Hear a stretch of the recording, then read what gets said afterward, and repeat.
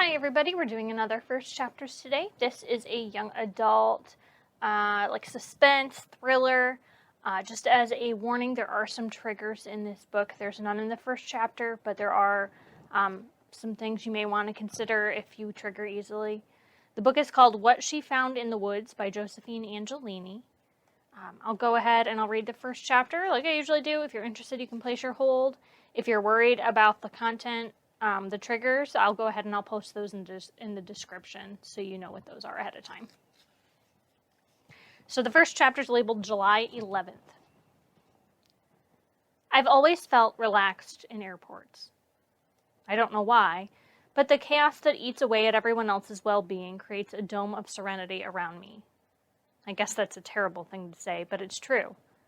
In airports, I'm compact, boiled down to the few items I've chosen to take with me. I know where I'm going, I know what I have with me, and I don't need anything else. Airports used to be my favorite place to write. The solitude that I feel when I'm completely surrounded by strangers is better than uppers. I have a notebook hidden in my coat pocket, but I don't take it out. I don't have time anyway. My grandparents are already at the airport driving around, so they don't have to park.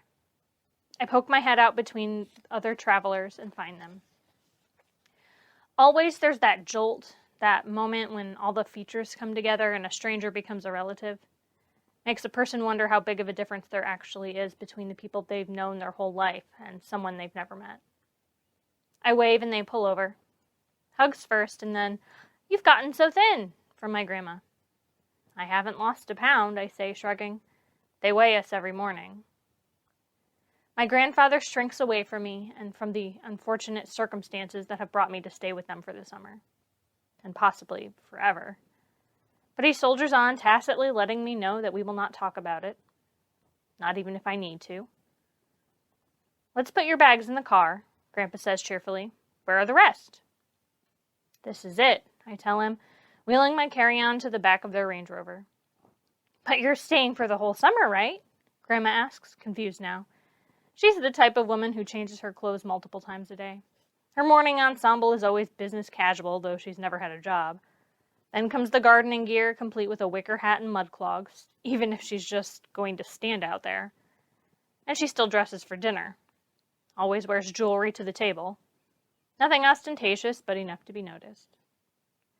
My grandfather tries to help me with my bag, but I won't let him. "I can do it, Grandpa," I say with a smile, and then I hoist it into the trunk easily. "You pack light," Grandma says, when I settle into the back seat and put my seatbelt on. "Summer clothes," I say. "If I remember right, it gets hot out here when it isn't raining." Trust the weather to soothe their waspy souls. Grandma and Grandpa eagerly launch into a diatribe about the weather in the temperate rainforests of the Pacific Northwest. They have all their descriptive adjectives honed. Every simile has been carefully chosen. They lavish the never-ending rains of western Washington state with all the fiery contempt of true love. The weather is their solace. As a topic of conversation, it safely delivers us back to their summer home on the edge of the forest. It's not the largest house set back from the street. There are other big constructions dotting the fringes of the wild, but my grandparents' Tudor revival place has a cozy storybook feel to it. And it's buried the deepest, tucked right in between the ocean and the forest, which are the two things that make this a summer destination for the stupid wealthy.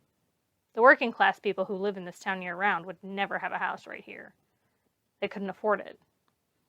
We go down their long drive, and the updated two-story springs into view among the tangle of trees and moss. "Your garden is lovely, Grandma," I say. It looks almost wild except for the artfully placed splashes of color and the perfectly tiered native ferns and perennials.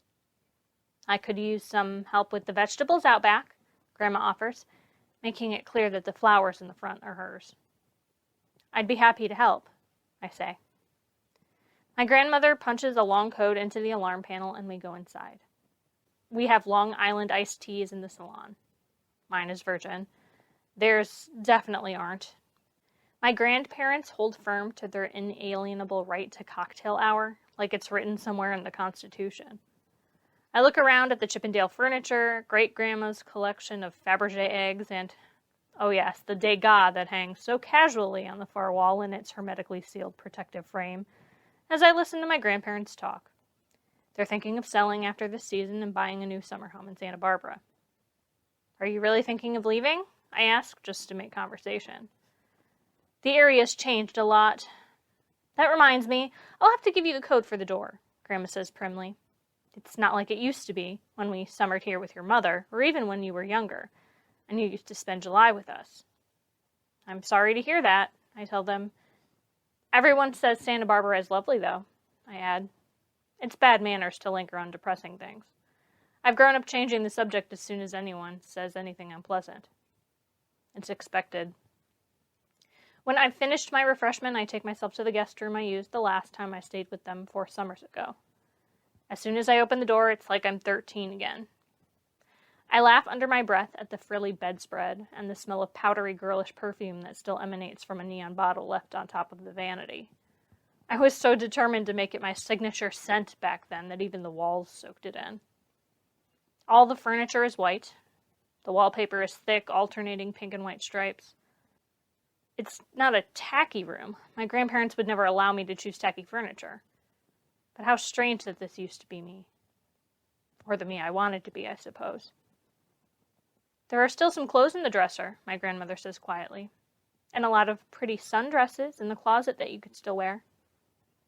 I open the closet at Grandma's urging and notice that, yes, it is stocked with very pretty sundresses. They're young looking, but they'd still fit. I grew up, not out, as I got older, and most of that length was in my legs. Everything is perfect, I say. Thank you for keeping it just as I left it. Her eyes shoot over to the writing desk, tucked snugly into the dormer window, betraying her misgivings about leaving it. Did they give you a schedule for your medication? She asks quietly. I smile reassuringly. I take all of them at once in the morning.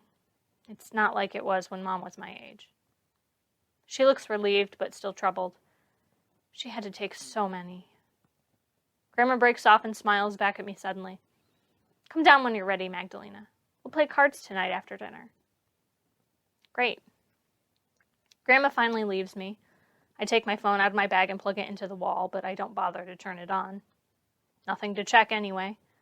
I deleted my social media accounts months ago, and I have no friends anymore. I sit on the bed and think about being 13. I'm not going to change anything about this room, I decide. I'll let it stay frozen on the inside. Like me.